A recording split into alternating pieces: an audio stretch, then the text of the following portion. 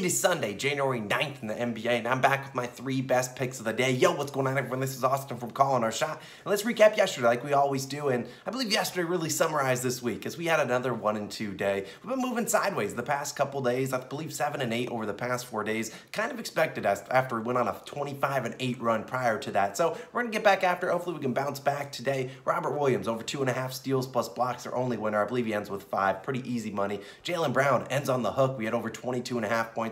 He ends with 22. We needed 23. DeAndre Ayton and the Suns, where you at? Because you had 8 rebounds and the whole Suns team, they were, what, 9.5 point favorites? Best I can do is a 20-point outright loss. Either way, if you are new to the channel, consider clicking that subscribe button. We aren't going to stop at posting the daily videos anytime soon. I appreciate you guys all for tuning in. Now, if you want to check out our NFL parlays and player props, probably our most popular video for the NFL every week, that video is live on the channel. We're 27 and 9 over the past 9 weeks on player props in that video, but on a pretty good run in the NFL. Yesterday was a weird day.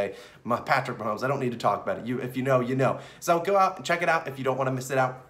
Now, hopefully we can get back on a winning track on a great note. If you aren't, don't mind dropping a like too for a little bit of good luck. It's Sunday. Let's end the week strong. We have an early gameplay that will be at the end of the video because in case you're watching this a little bit later, starting with the man, the myth, the legend, one of the hottest players in the NBA. Pause. Fred VanVleet, over 33.5 PRAs, minus 113 on Barstool. So I've seen a couple of different lines for this line. We've seen 33.5, 35.5. If your line's 35.5, probably would lean towards Fred VanVleet's over in either points or assists alone. Now, probably points, because few players in the league are hotter than Fred VanVleet is right now. He's been on an absolute tear, and I'm banking on him to continue that today against the Pelicans. Now, over his last 10 games, VanVleet averaging 26.1 points per game, 5.2 rebounds per game, and 8.2 assists per game for 39.5 PRAs per game. And we only need 34 today. So if Fred VanVleet can have a bad game, he can still cash this over for us. Now look, over those 10 games, he's hit this over in 8 of the 10 games, so 80% of the time, including 6 of his last 7 games.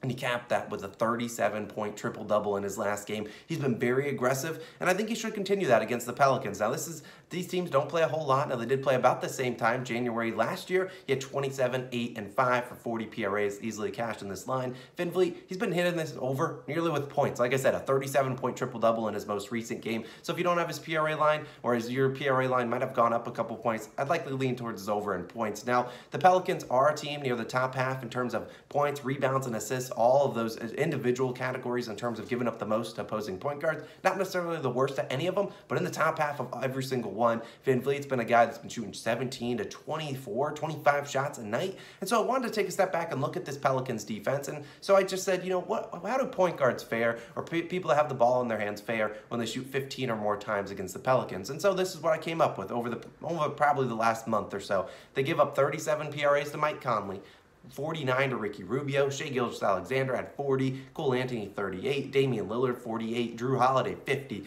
Shai Gilgeous-Alexander again 39, Derek White 41. All these guys all shooting above 15 attempts, and they're normally the primary ball handler for their respective teams. And that's just been the past month. They've obviously given up more over the whole season. Aggressive point guards or ball handlers versus the Pelicans have lit it up, and that is exactly what Fred VanVleet is today. He's been shooting a ton of threes. A great matchup against the Pelicans, so we're going to ride with them. The Raptors should continue probably to start Pascal Siakam at the 5, and you know the Pelicans, they have Brandon Ingram, guy that holds the ball and shoots a ton for the Pelicans. Well, Fred VanVleet's not going to be guarding Brandon Ingram, so maybe some long rebounds might come the way for Fred VanVleet. Either way, I'm riding with VanVleet today. Hopefully he gets a couple extra opportunities for some rebounds. Either way, I'm not concerned. 33.5 PRAs, we're hammering the over. And moving on to another guy, we're taking his over. Yusuf Nurkic, over 28.5 points plus rebounds, minus 105 on FanDuel. Now, I couldn't really decide between his points or his rebounds line, so I took them both, really. And if you don't have both of them, or if you have a PRA line, I don't mind that. I just don't want to bank on him to get, 4 assists. His PRA line is 32.5. I don't really need to bank on him to get 4 assists today. I don't need that. I need him to score the ball and grab some rebounds, and he's great at doing both of them. Now we look at the Nurkic. He plays for the Blazers. If you didn't know,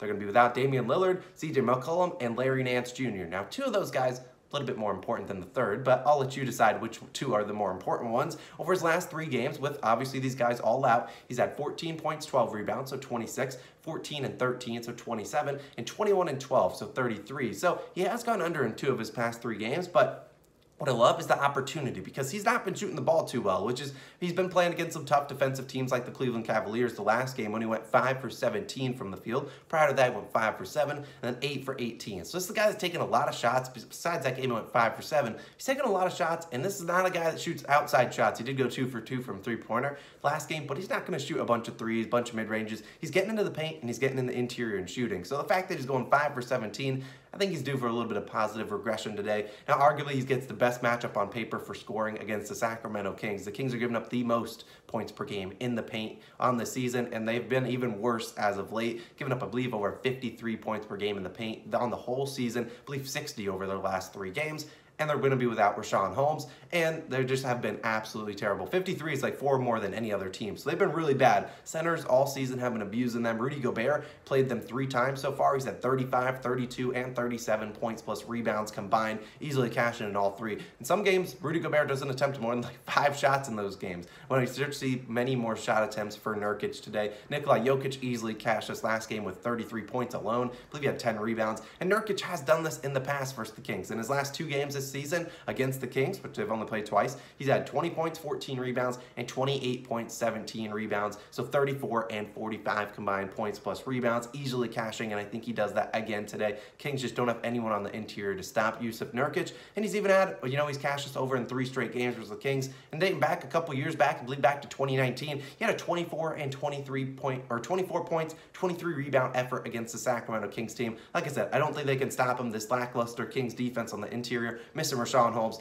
If you want to just take his double-double, that might be a little bit safer, or take his over in rebounds. Either way, I think he has a big day today. Now, moving on to my final play, it is a 3:30 p.m. Eastern time play. I'll give you guys a couple extra leans at the end of the video as well.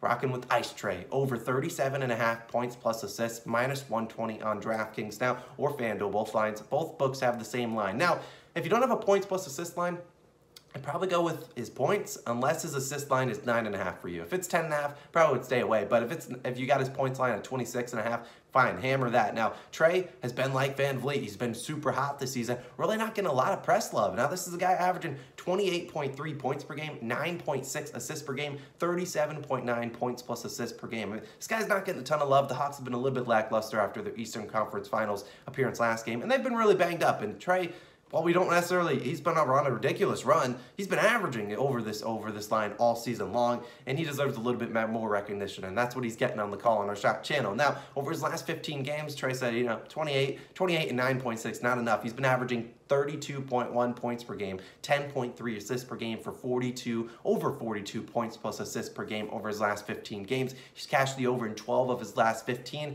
and I think he can easily do it today against the Clippers. Now, the thing is with Trey, he can do this over with points alone. I mean, we've seen him do it this before. He scored 56 points a couple nights ago, scored 35 points a couple nights ago, and then against the Lakers, when he shot only 8 for 21, he gave us 25 points and 14 assists. So I love him today. I think he's going to do for a big game. If you want to take his PRA line, you can. It's like 5 more higher, and I just don't love him getting a ton of rebounds, although he probably can get the rebounds today and cash all of his lines together. But the Hawks rely on Trae Young to manufacture basically everything. Over those 15 games, he's averaging over 20 assist chances per game. Like I said, he's been on a tear. I don't play the Clippers often, but in his last 2 games, both last year against the Clippers, he had 28 and 8, so 36 points plus assists, finishing just under, and 38 points and 5 assists.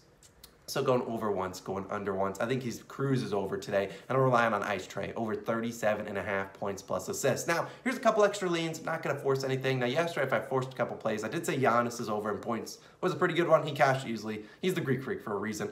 Now, I looked at Nikola Vucevic over in rebounds. I think that's a decent bet. I think it was 11.5, something he's cashed in like 6 or 7 straight games. Been on a pretty good run taking on the Mavericks. Now, also looked at Malik Monk's over in points and 3-pointers. He's been on a pretty good run. Not going to necessarily make it an official play, but go check it out there. Malik Monk's been on a ridiculous run. Pretty good matchup against the Grizzlies, I believe. Also expect Kevin Durant to bounce back today. Look at the Spurs, or the Nets. They've not been playing too well, and they're at home against the Spurs. I think he can get it done. Also, I don't mind riding with Dejounte Murray again. Obviously, he's the primary ball handler for the Spurs, and he's been on a pretty good run, filling up the stat sheet too. So, and he cashed for us a couple days ago. I'm not going to force anything, so I'll just stick to my 3 bets with Fred VanVleet, Trae Young, which is an early game, 3:30 p.m. Eastern time, so make sure you get that in early. And then our final one, of course, Yusuf Nurkic. Those are my 3 plays of the day. If you want to check out the parlays and player props video, it is live on the channel. I'll link it above. And I appreciate you. If you want to click that like button, subscribe to the channel if you're new. We appreciate you. I'll be back again Monday for some more picks. And also tonight, Logan's College Football Championship Best Bet will be live, so go check out that video. We appreciate you guys for tuning in, showing love on all the videos,